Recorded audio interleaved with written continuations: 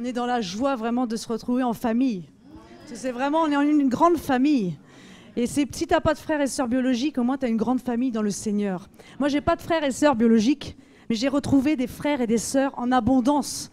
Et ça me réjouit vraiment que le Seigneur soit béni pour tout ce qu'il nous fait vivre, même s'il y a des tourments, des difficultés, des tribulations, mais on sait que c'est pour notre bien. Et le Seigneur vraiment me mettait à cœur là, ces derniers temps. Il me parle beaucoup du tri qu'il est en train d'opérer dans son Église. En fait, il me parlait du tri qu'il opère dans son Église. Parce que le jugement, il commencera dans la maison de Dieu. C'est ce qui me mettait à cœur là, ces derniers temps. Je n'avais pas prévu de parler forcément, mais le Seigneur me met ça à cœur. Il fait le tri, il qualifie et disqualifie ses ouvriers. Parce qu'il y en a beaucoup qui ont fléchi les genoux devant Baal. Et malheureusement, le Seigneur est obligé de les retirer. Parce qu'ils ne peuvent pas glorifier le nom du Seigneur dans cet état-là. Ils peuvent se repentir. Hein. Tant qu'ils ont la vie, le souffle de vie, ils peuvent se repentir.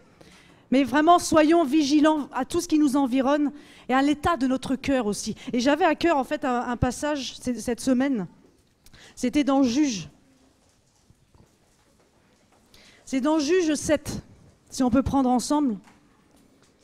Merci Jésus de nous conduire. Jésus, merci Père de gloire, on a besoin de toi Père. Merci, c'est toi qui connais toutes choses. Tu connais les besoins des cœurs Jésus. Tu pourvois à tout Jésus. Vraiment, on a besoin de ta présence. On a besoin, Papa, de ta parole Jésus en ces temps de la fin.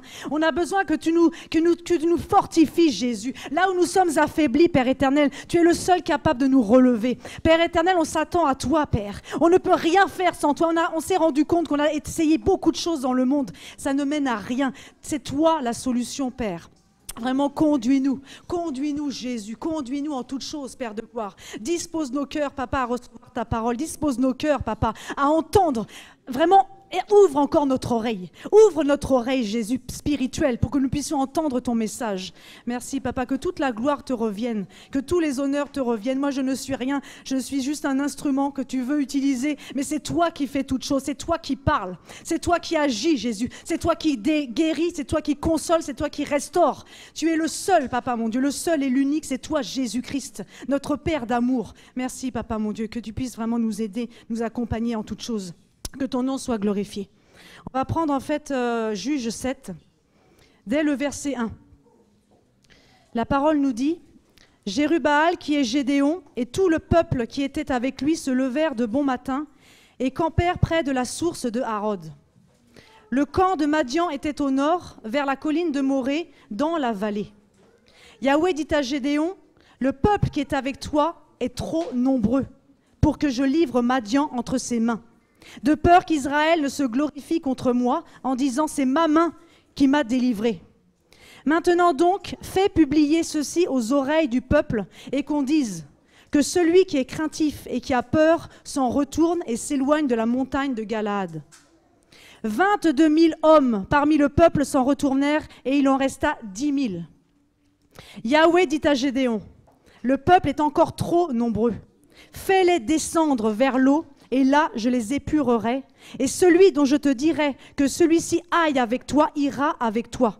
Et celui dont je te dirai que celui-ci n'aille pas avec toi, n'ira pas avec toi. » Il fit donc descendre le peuple vers l'eau. Et Yahweh dit à Gédéon, « Tous ceux qui laperont l'eau avec la langue, comme lappe le chien, tu les sépareras de tous ceux qui se mettront à genoux pour boire. » Verset 6, « Ceux qui lapèrent l'eau, en la portant à la bouche avec leurs mains, furent au nombre de 300 hommes, et tout le reste du peuple se mit à genoux pour boire. Alors Yahweh dit à Gédéon, « C'est par les 300 hommes qui ont lapé que je vous délivrerai et que je livrerai Madian entre tes mains.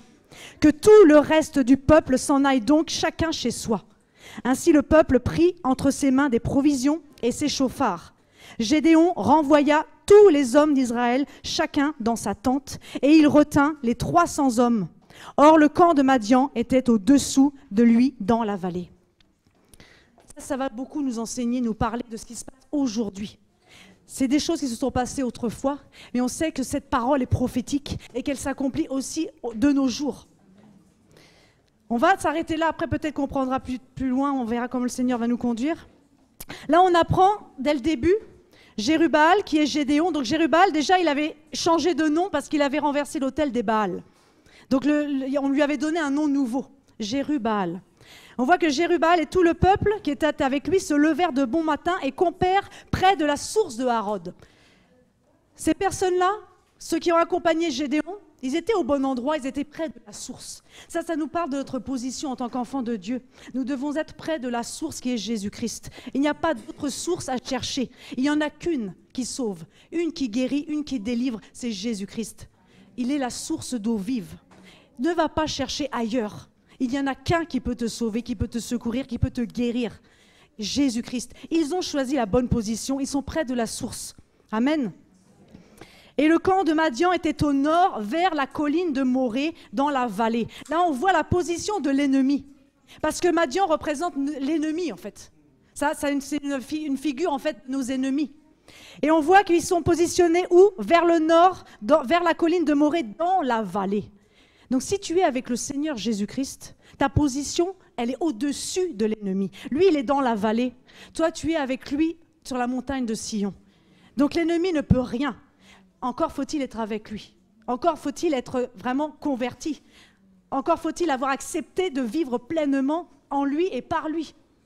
Parce que si tu es encore dans la chair, ta position, en fait, elle est dans la vallée. Si tu es encore dans les choses compliquées, si tu n'as pas renoncé, en fait, aux choses de ce monde, ta position, elle est encore dans la vallée. Tu n'es pas positionné dans les lieux célestes avec le Seigneur Jésus-Christ. Parce que c'est là la position de la victoire. La défaite, elle est en bas. Le Seigneur nous a dit, je vous ai donné, en fait, on a le pouvoir de marcher sur les scorpions et les serpents. Hein. Donc on a le pouvoir de marcher sur les œuvres des ténèbres, sur les œuvres de la chair aussi. C'est la capacité qu'il nous a donnée. Donc vraiment, saisissons notre héritage, saisissons ce que le Seigneur a fait de nous et demeurons vraiment dans cette position à ses côtés. Parce que c'est la position d'honneur, que le Seigneur nous aide. Donc là, on voit que le peuple, il est au bon endroit. Le peuple, pour l'instant, ça va. C'est peut-être des personnes ça représente des personnes qui ont accepté le Seigneur.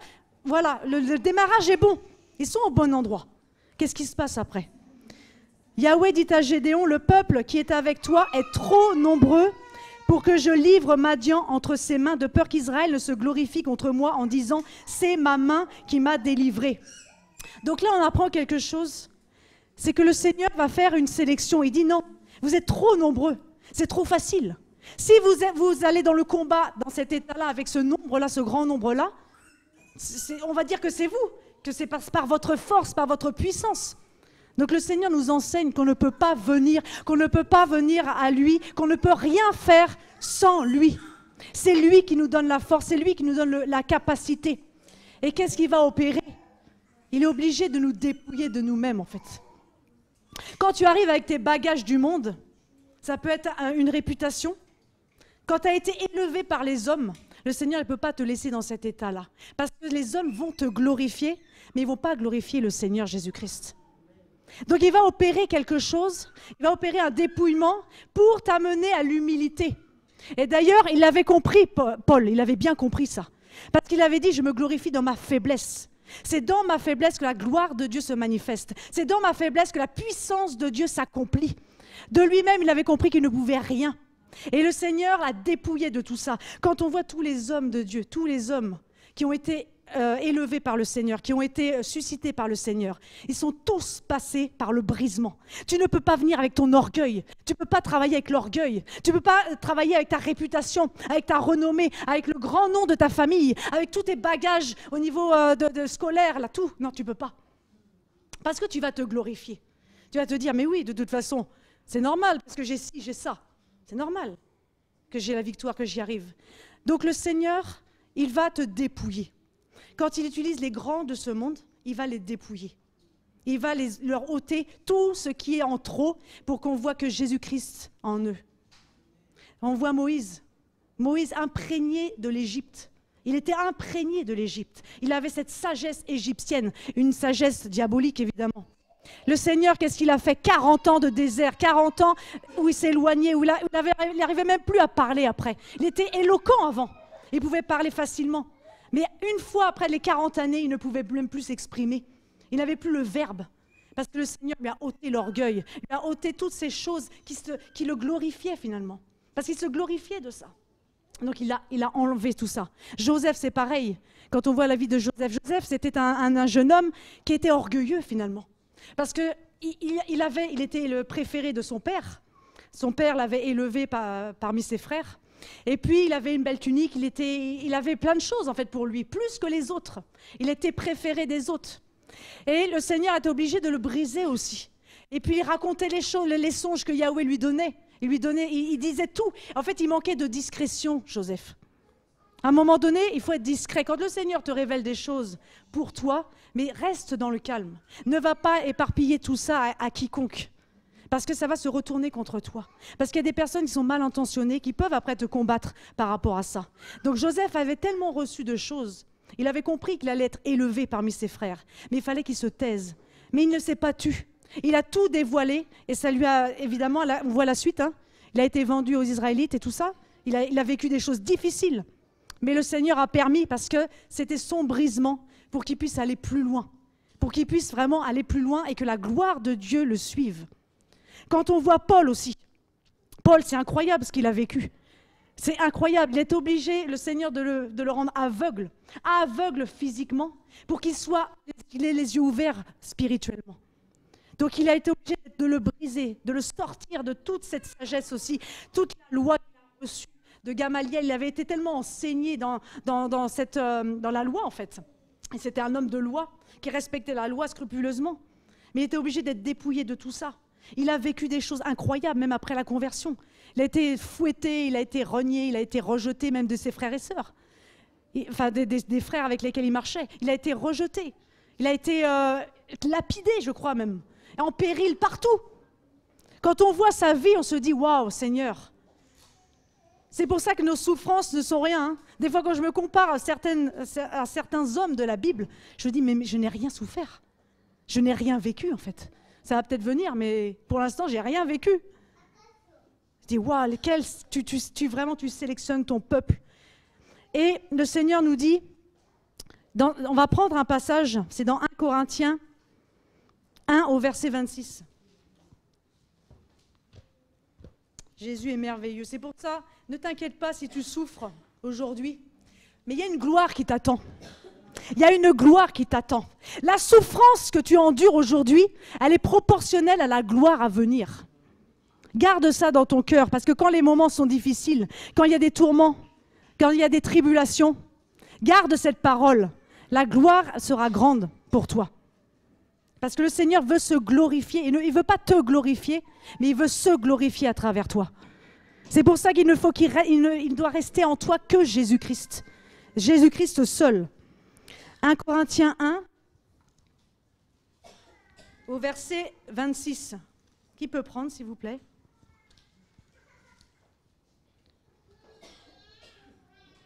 Est-ce que quelqu'un veut prendre la parole?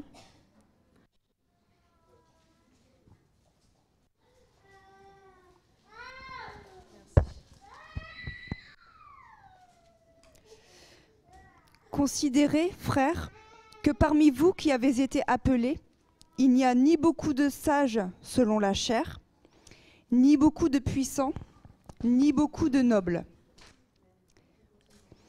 Mais Dieu a choisi les choses folles du monde pour confondre les sages. Dieu a choisi les choses faibles du monde pour confondre les fortes. Et Dieu a choisi les choses viles du monde et celles qu'on méprise, celles qui ne sont point, pour réduire au néant celles qui sont, afin que nulle chair ne se glorifie devant Dieu.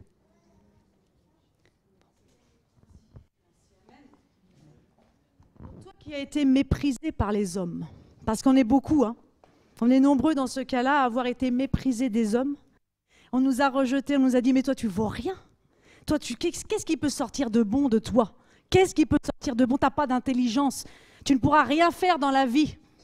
Mais glorifie-toi de ça, parce que le Seigneur va te choisir. Il choisit les choses folles, les choses des hommes, et selon les hommes, pas selon lui. Les choses folles de ce monde, les choses viles. Tous ceux qui sont méprisés, reniés, rejetés, parce qu'ils ont peut-être un physique ingrat, parce que peut-être ils n'ont pas l'intelligence pour réussir. Mais ça, le Seigneur va les élever, ces gens-là. S'ils acceptent le Seigneur, il va les élever. Et ça, je me réjouis de ça, de voir les personnes en fait que tout le monde rejette et que le Seigneur élève. Ça, c'est merveilleux. C'est merveilleux. Et quand on voit Pierre d'ailleurs, on le voit Pierre dans la parole, il n'avait pas de connaissances. Il était du commun peuple en fait, c'était quelqu'un de normal, de classique. Il n'avait pas de connaissances, il était dans l'ignorance, il était illettré même, on dit dans la parole. Illettré. Mais il l'a suscité, il a choisi cet homme-là pour faire des grandes choses. Vous avez vu après, il nous reste encore la parole qui vient de Pierre par Jésus-Christ.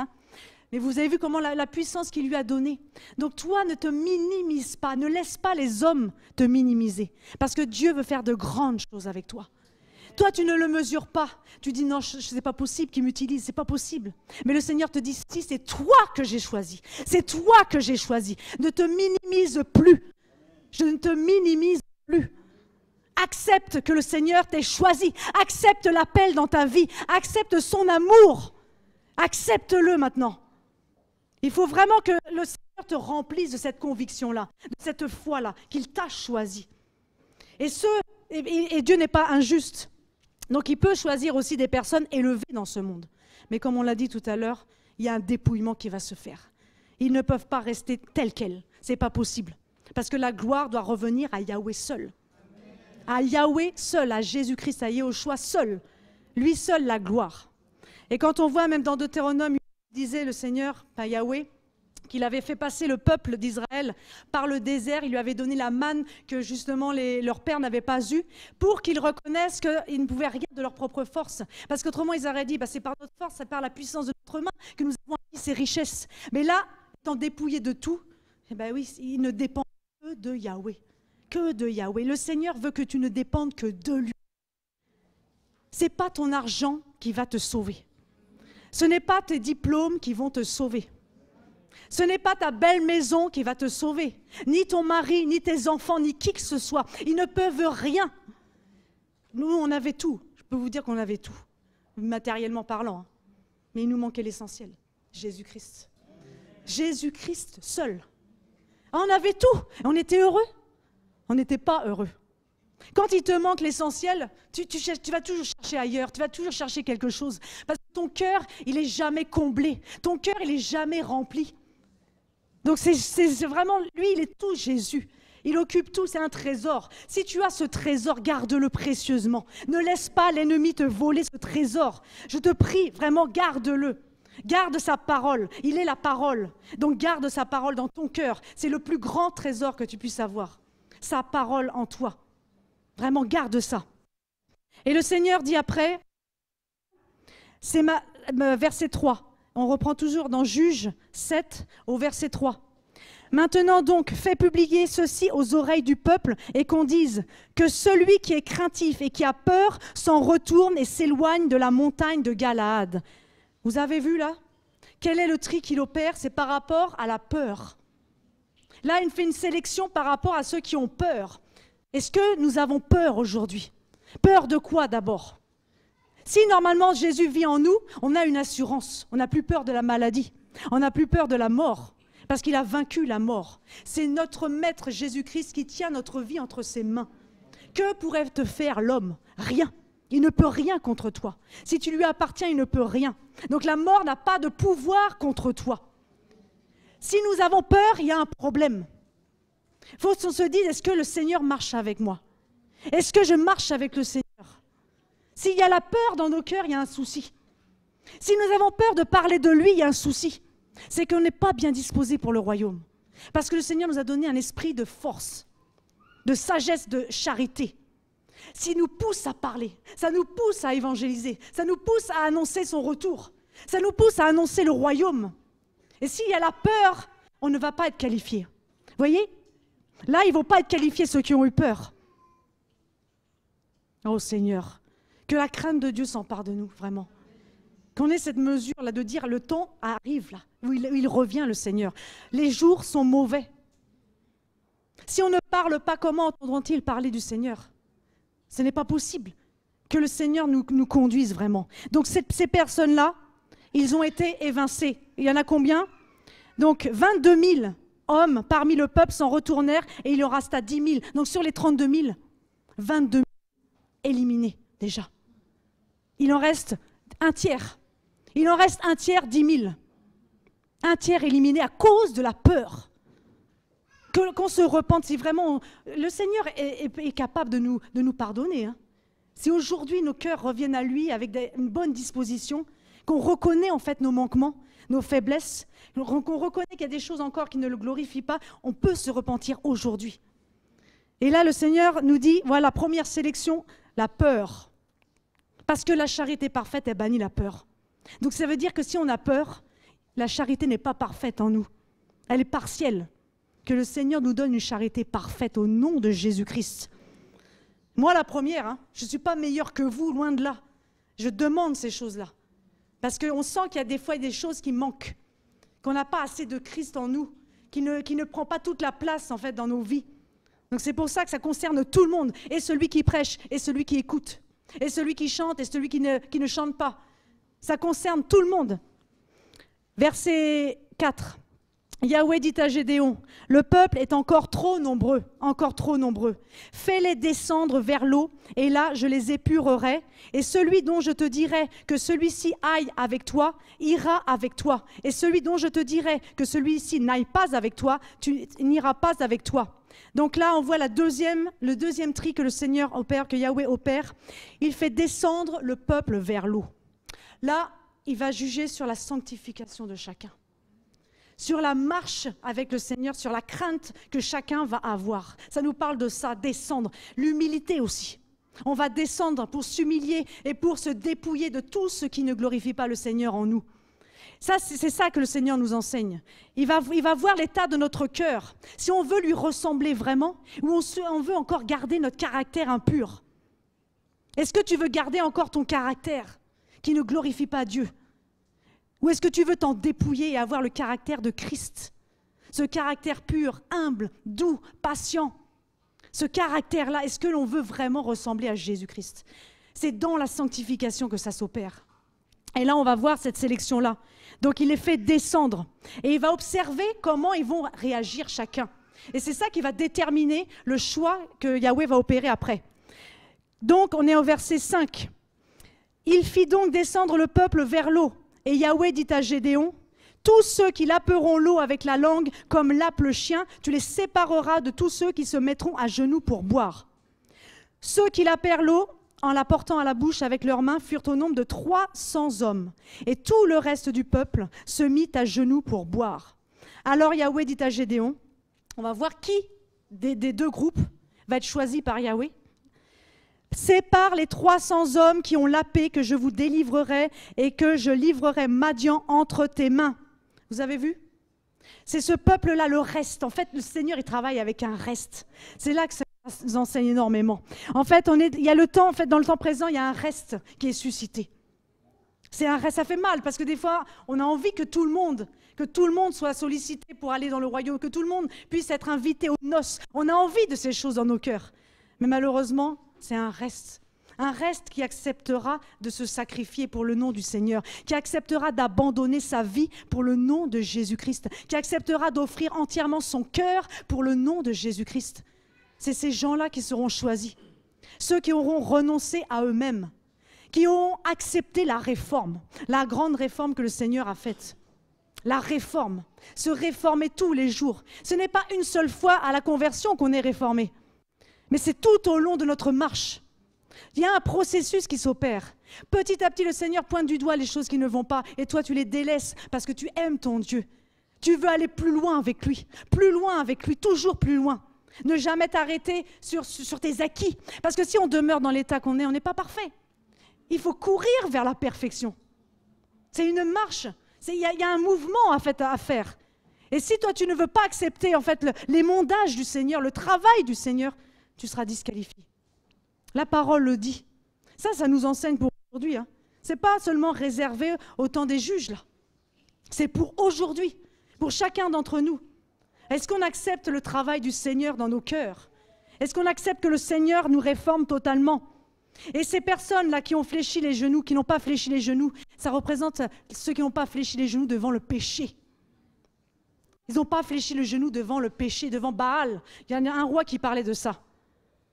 Ils n'ont pas fléchi les genoux devant la compromission, devant les belles choses de ce monde, devant les propositions. Ils n'ont pas fléchi les genoux devant ces choses. Ils sont demeurés intègres jusqu'à la fin, intègres dans leur voie, cherchant à plaire à Dieu jusqu'au bout. C'est ces hommes-là qui vont être envoyés par le Seigneur. C'est ces ouvriers, ces ouvrières-là qui vont être choisis par le Seigneur. Des personnes qui sont incorruptibles. Et si vraiment il peut arriver de pécher parce que la chair est faible, mais ils ne peuvent pas rester dans leur péché indéfiniment. C'est impossible. Le Seigneur, à un moment donné, t'interpelle. Son esprit en toi t'interpelle et te dit « Non, ma fille, mon fils, reviens à moi, réforme tes voies, change de direction. » Donc le Seigneur opère toutes ces choses. Et si on les accepte, eh bien on prendra part à la victoire. Parce qu'après, on voit que les 300 hommes qui ont été choisis, ils sont entrés dans la victoire. La victoire, en plus, a été déjà acquise. Parce que le Yahweh avait déjà prévenu Gédéon que c'était bon. Il n'avait plus qu'à agir, c'était déjà fait. Nous, on est déjà dans une victoire, déjà. On est déjà dans la victoire. Je ne sais pas si on mesure ça. On n'a plus qu'à obéir au Seigneur pour demeurer dans la victoire et avoir la vie éternelle. Participer aux noces de l'agneau. Vraiment, c'est merveilleux. Donc, ces hommes-là, les 3 hommes, vous avez 1 sur 100. 1 centième. 1 centième, c'est quoi? Ça fait mal. Ça fait mal de se dire que c'est que 1% qui a pu participer à la victoire. Oh Jésus, aide-nous Jésus. On a besoin de sa grâce vraiment, qu'il fasse de nous des hommes et des femmes imputrescibles face au péché. Et on voit après qu'ils suivent les recommandations de Gédéon. Et Gédéon aussi, il était faible dans la foi parce qu'il n'avait pas vraiment une pleine confiance en ce que le Yahweh avait dit par rapport à cette victoire-là. Donc il demandait encore des signes, des choses. Et Yahweh, à un moment donné, lui parle. Il lui dit dans un songe que quelqu'un avait fait, c'est bon, la victoire est acquise. Et dès qu'il a entendu en fait ce songe-là, sa foi a été ranimée. Et il a pu aller au combat avec ces 300 hommes-là. Donc on dit au verset 15... Lorsque Gédéon eut entendu le récit du songe et son interprétation, il se prosterna revint au camp d'Israël et dit « Levez-vous car Yahweh a livré le camp de Madian entre vos mains. C'est bon, c'est réglé. Même pour nous, c'est réglé. » Je ne sais pas si on mesure ça. Le Seigneur l'a dit à la croix. Tout est accompli. On ne travaille pas pour rien. On travaille dans la victoire. Tu es déjà dans la victoire, mon frère, ma sœur. Tu y es déjà. Parce que le Seigneur, il a fait sa part. Il s'est donné en sacrifice, il s'est offert en sacrifice pour nous.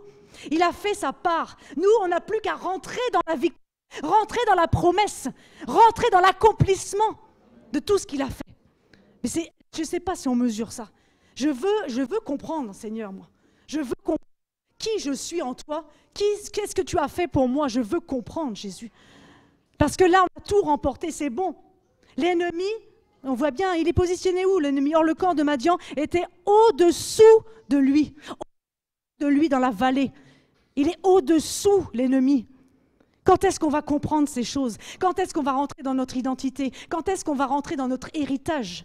Quand est-ce que le Seigneur va... Seigneur, aide-nous, Jésus, aide-nous, Père. Verset 16. Puis il divisa les 300 hommes en 3 corps et leur donna à chacun des chauffards à la main et des cruches vides, avec des flambeaux dans les cruches. Est-ce que nous avons toujours un flambeau dans le cœur? Un flambeau qui brûle pour le Seigneur? Est-ce que le feu de Dieu est toujours avec nous? Parce que ces hommes-là, ils avaient le feu avec eux, en eux. Le feu. Amen. Il leur dit, regardez-moi et faites comme je ferai. Dès que je serai arrivé à l'extrémité du camp, vous ferez comme je ferai. Quand je sonnerai du chauffard, moi et tous ceux qui sont avec moi, alors vous sonnerez du chauffard tout autour du camp et vous direz l'épée de Yahweh et de Gédéon. Vous avez vu les recommandations?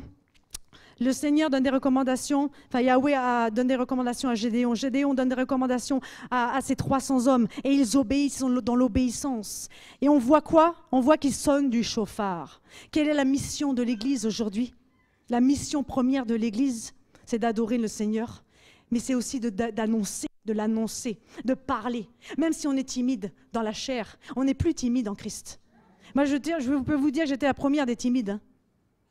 Mais quand le Seigneur te touche, c'est pas toi qui fais, c'est lui qui fait. Donc comme je sais que ce n'est pas moi qui fais, eh ben, je me repose sur lui. Parce que comme ça, au moins, je suis tranquille. Amen. Donc il faut sonner du chauffard. Il faut annoncer le Seigneur, annoncer son amour.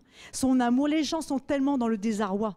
Ils sont tellement mal. On voit vraiment qu'ils sont désemparés, les gens. Tu croises des gens dans la maladie, il y a des choses compliquées. Mais s'ils n'ont pas la solution, ils vont demeurer dans cet état de misère. Nous, on nous a parlé. Je rends grâce au Seigneur qui m'a donné une sœur, Nathalie, pour me parler. C'est elle qui m'a parlé. Elle a eu l'audace, le courage de me parler du Seigneur. Et je la remercie au nom de Jésus-Christ. Parce que s'il n'avait pas ouvert sa bouche, je ne serais pas là devant vous. Si elle s'était dit non, je ne peux pas lui parler, non, je suis timide. Non. On l'a dit dans la parole. Hein. Le Seigneur, il va te renier si tu le renies. Si tu le renies, il te reniera aussi. Donc ne renions pas le Seigneur. Faisons-lui confiance entièrement. Ce n'est pas toi qui vas faire. Même pour parler aux autres, ce n'est pas toi qui vas faire. Tu vas sentir cette puissance qui vient d'en haut pour parler. Tu as juste à ouvrir ta bouche. Et c'est lui qui la remplira. Au nom de Jésus. Vraiment que le Seigneur nous aide, qui nous fortifie dans la foi, qui nous fortifie en toutes choses, parce que la victoire est déjà là. Il a déjà tout accompli, Jésus. Et il nous a donné son épée. Voyez l'épée de Yahweh et de Gédéon. On dit que le Seigneur, il sort de sa bouche une épée aiguë à 2 tranchants. Il nous a donné cette épée. À ceux qui sont mandatés pour parler, vous allez parler au nom de Jésus-Christ. C'est le temps de parler. C'est le temps de parler. Le Seigneur vous prépare, il vous a déjà préparé. C'est le temps de parler. Ma sœur, fortifie-toi au nom de Jésus-Christ. Fortifie-toi, le Seigneur est avec toi. Ne te minimise pas, ne laisse pas les hommes te minimiser. Le Seigneur est avec toi. Il va encore te conduire, il va remplir ta bouche de sa parole. Merci Jésus, parce que le Seigneur est avec nous, avec ceux qui lui sont fidèles.